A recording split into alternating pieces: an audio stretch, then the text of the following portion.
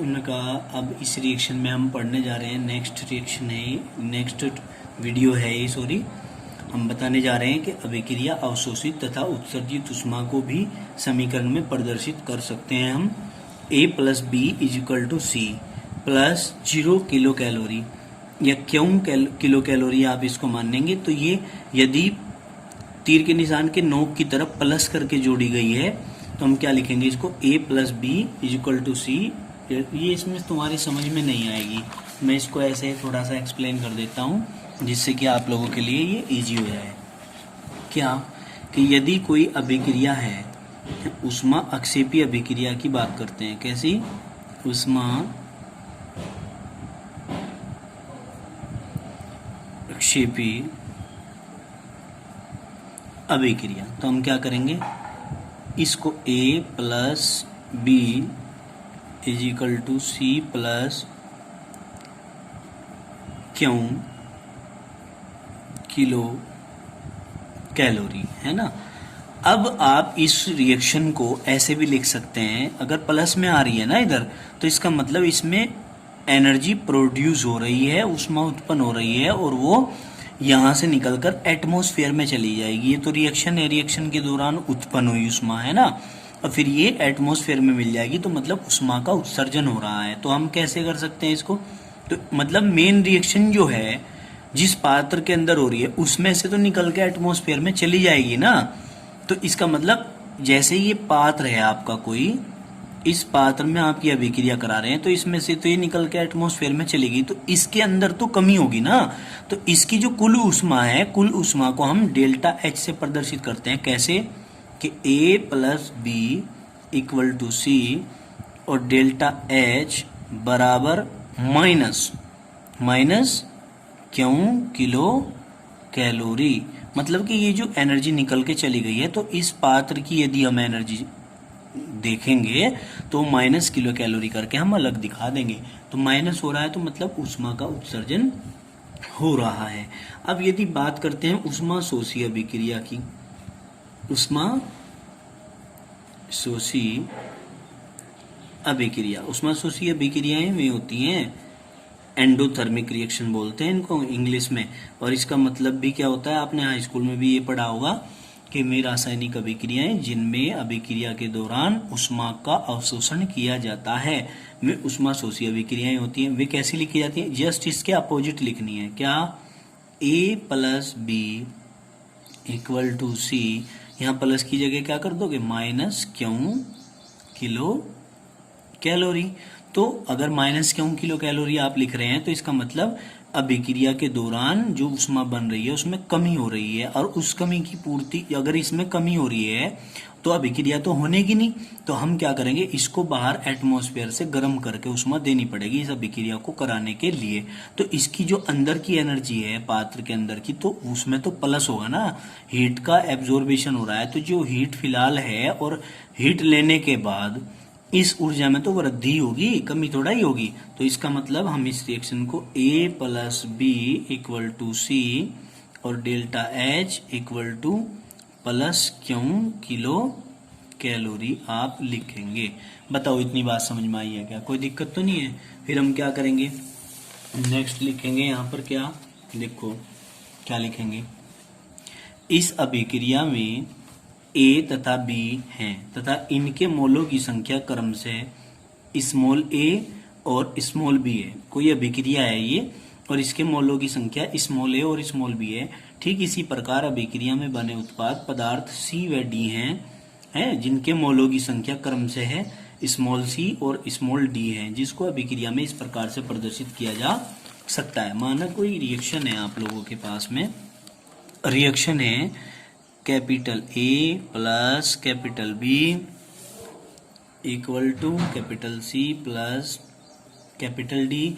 अब जैसा कि आपने इस थियोरेटिकल पोर्शन में पढ़ा है कि इसके मोलों की संख्या स्मॉल a है, इसके मोलों की संख्या स्मॉल b है, इसके मोलों की संख्या स्मॉल c है और इसके मोलों की संख्या स्मॉल d है। तो आपको मोलों की संख्या को इन अभिकारक पदार्थों से पहले शुरू में और पैरा पोजीशन में यानी कि नीचे के साइड को लिखना है थोड़ा सा, है ना।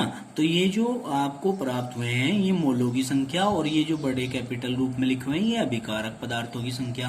तो तीर के निशान की चूंकि पूंछ की तरफ जुड़े हुए हैं तो इसका मतलब ये हो गए अभिकारक। क्या हो गए? अभिकारक। और इसको हम क्या कहते हैं? रिएक्टेंट। और ये जो हैं ये हो गए आपके प्रोडक्ट। क्या हो गए? प्रोडक्ट, जिसको क्या कहते हैं? जिसको कहते हैं उत्पाद।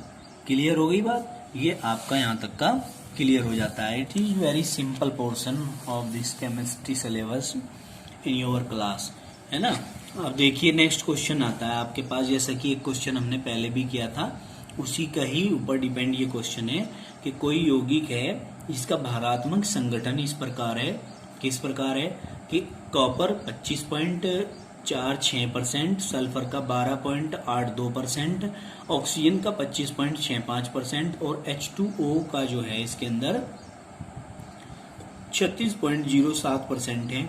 यौगिक का अणुसूत्र ज्ञात करना यदि इसका अणुभार 24.95 हो तो हम इसको सॉल्यूशन करेंगे। इसका कैसे करेंगे वो देखना है आपने, ठीक है ना।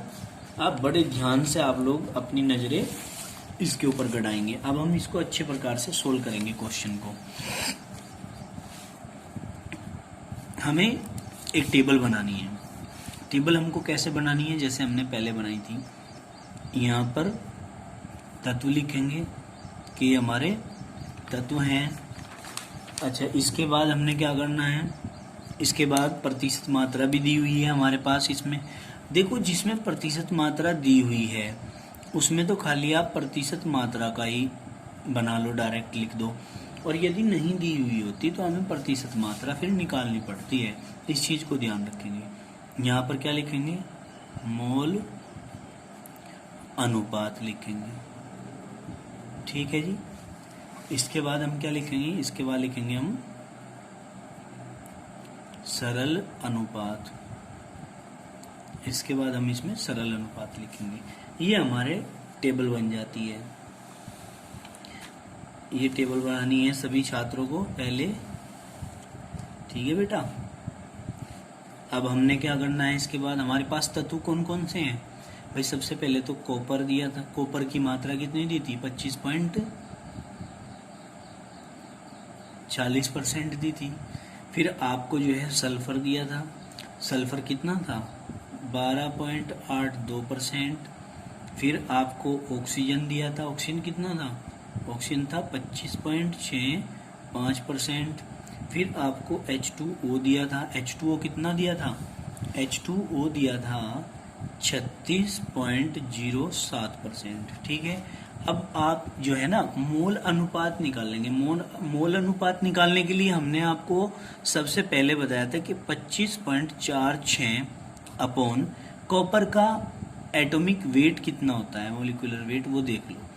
इसका एटॉमिक वेट होता है हमारा 63.5। अब आप कहेंगे कि ये हमें कहाँ से पता चला? तो आपके पास पीरियोडिक टेबल दी हुई है, हमने पहले उसकी टेबल भी भेजी थी पीडीएफ में, आप उसमें चेक कर सकते हैं। तो ये करेंगे तो ठीक है। तो जब हम इसको यहाँ से डिवाइड करेंगे तो डिवाइड करने के बाद 0.40 आएगा आपका, है। अब इसी प्रकार सल्फर का देखिए 12.82 होता है और सल्फर का वैसे कितना होता है? 32 एटॉमिक वेट। तो इससे डिवाइड करेंगे तो कितना आएगा? 0.40 आएगा, है लगभग। इसका भी इतना ही आएगा क्योंकि 3 चौक 12 होते हैं ना। अब यहाँ पर हमारा है 25.65। अब 25.65 और ऑक्सीजन का कितना होता है? 16 होता है, 8 होता है ना इसका, और 8 दूनी 16, लगभग 2 गुना तो 16 हो गया। और 16 से करेंगे तो कितना आएगा? 4 आ जाएगा यहाँ पर। कितना? 4 बार कट जाएगा ये, ठीक है। और फिर हमारा आएगा कितना? फिर हमारा आता है इसका 36.07। ये तो ऑक्सीजन का हमारा इसी में ही हो गया ना।